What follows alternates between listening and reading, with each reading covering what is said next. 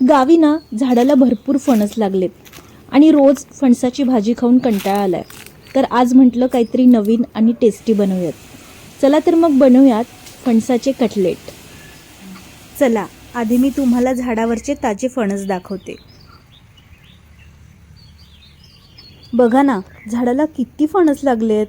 चला आता पप्पांकडून हे ताजे फणस तोडून घेते.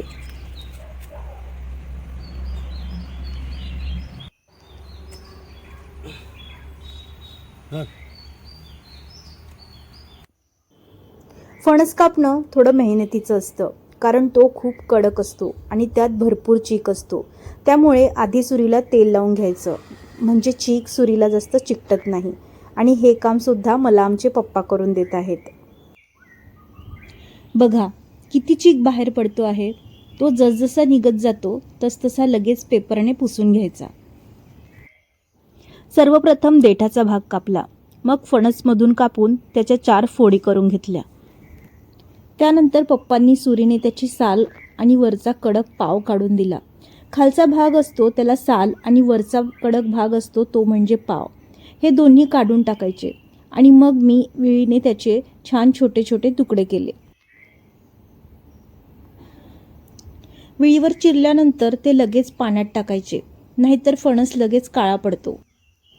चला तर सुरुवात करूयात आपल्या मुख्य रेसिपीला.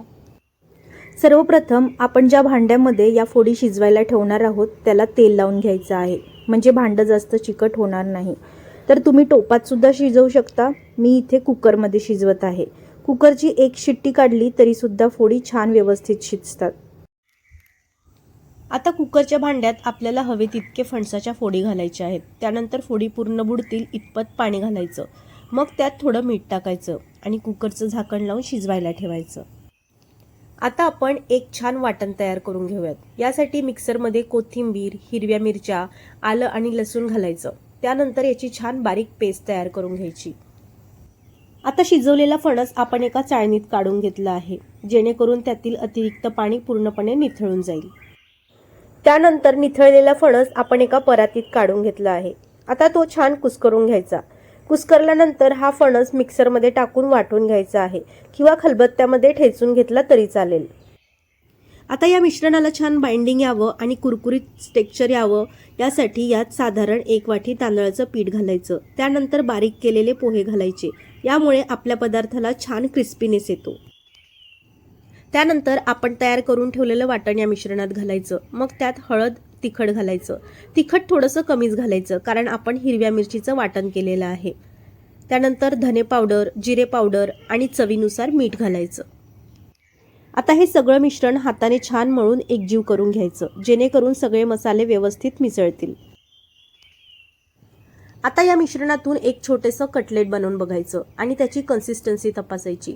कटलेट व्यवस्थित घट्ट होत असेल तर ठीक आहे, पण जर मिश्रण थोडं पातळ वाटत असेल तर त्यात थोडंसं तांदळाचं पीठ घालून पुन्हा एकजीव करून घ्यायचं.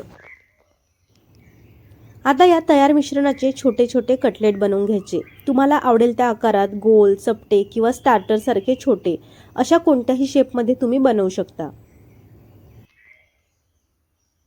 मी काहीतरी करते आणि त्यात अवनी मदत करायला आली नाही असं होणारच नाही. तिला सगळ्या कामात थोडी लुडबुड करायची असते, म्हणून मी तिलाही छोटे छोटे कटलेट बनवायला दिले.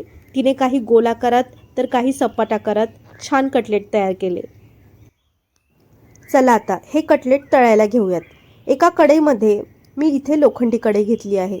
त्यात छान तेल कडकडीत तापवून घेतलं. सुरुवातीला गरम तेलात कटलेट सोडायचे आणि नंतर मीडियम फ्लेमवर हे छान सोनेरी आणि कुरकुरीत होईपर्यंत तळून घ्यायचे. बघा एकदम मस्तपैकी कुरकुरीत फणसाचे कटलेट तयार झाले आहेत. लहानांपासून मोठ्यांपर्यंत सगळ्यांनाच नक्की आवडतील. तुम्ही ही रेसिपी नक्की करून बघा आणि कसे झाले ते मला कमेंट बॉक्समध्ये नक्की सांगा. व्हिडिओ आवडला असेल तर लाईक करा, शेअर करा आणि माझ्या चॅनलला सबस्क्राईब करायला अजिबात विसरू नका. अशाच अजून छान छान रेसिपी आणि व्लॉगसाठी नम्रता महाजनसोबत जोडलेले राहा. पुन्हा भेटूया पुढच्या व्हिडिओमध्ये. तोपर्यंत खुश रहा, मस्त खा आणि स्वतःची काळजी घ्या.